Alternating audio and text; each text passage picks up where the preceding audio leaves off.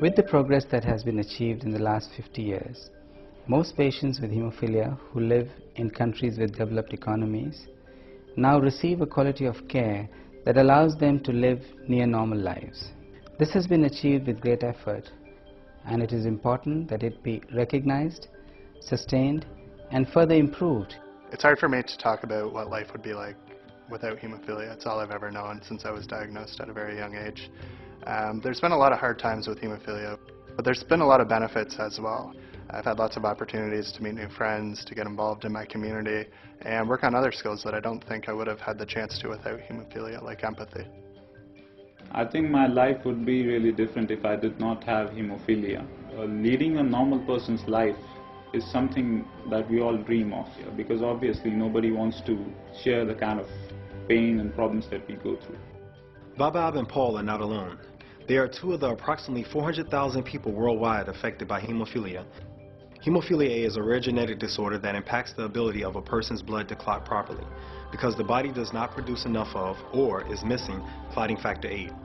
The body depends on this clotting factor to stop bleeding after injury and to promote healing. While Vaibhav and Paul both have severe hemophilia A, their daily lives are very different, as they both had to learn how to manage their condition based on the level of resources available in their respective countries. A typical day for me with hemophilia is quite cautious and challenging, because I have to always be prepared and always be kind of careful about not getting hurt and not developing a bleed.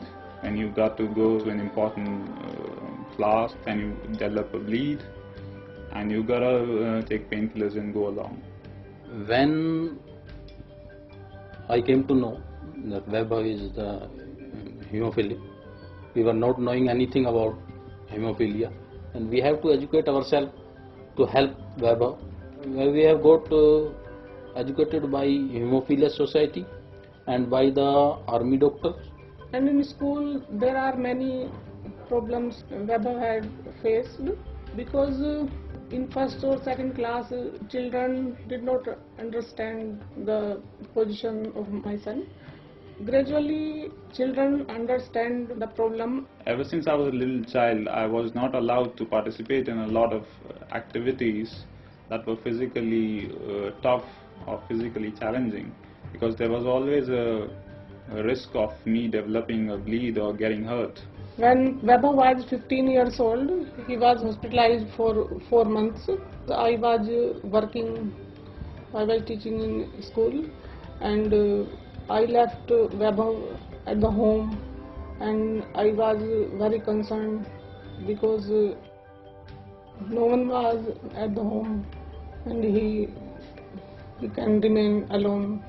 Emotionally, the impact of hemophilia, I would say, has been even more lasting, because there are times when you feel really frustrated, there are times when you feel left out of the crowd, and there are times when you feel isolated. I try to stay as connected with the local Hemophilia Society as much as possible. I've made many friends who are people with hemophilia through the society itself, and it's kind of better because these are people who know what I feel like, and we've got a mutual experience of life. Vaibhav has been getting fairly regular factor. That's why his disabilities are much less, though his joints are also not in a shape that they should be.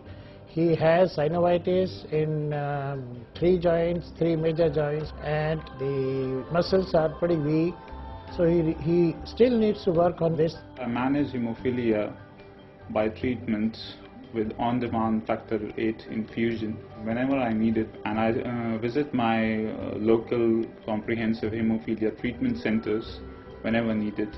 There are many other persons with hemophilia who are not that lucky, who have no access to these facilities and unlimited factor availability. So they end up with a lot more disabilities because they are not treated adequately. I'm very hopeful about my future and about my career. I'm expecting my career to be very hectic and strenuous, but I think that with proper medical care and proper prevention, I'll be able to cope.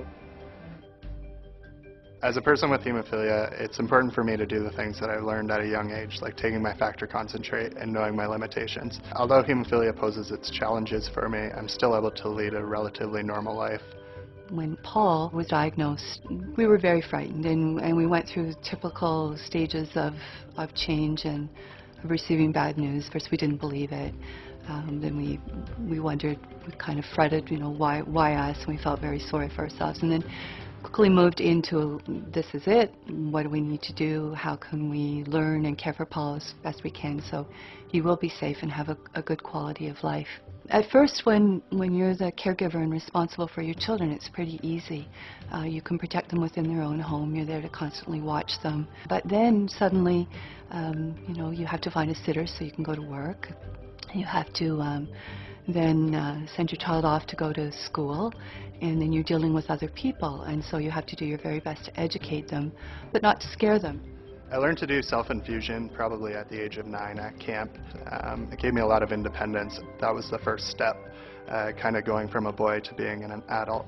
I'm very grateful though that as a teenager, the treatment team and my parents both encouraged me to take more responsibility and be more informed so that I could eventually advocate for myself. Paul has severe factor VIII deficiency, so we see him annually for his comprehensive care visit, where he'll see the hematologist, the physiotherapist, the social worker, and the member of the Hemophilia Society, as well as the nurse coordinator. With treatment options that are available today and a strong connection with the comprehensive care team, families of children with hemophilia can expect that their children will live a healthy life.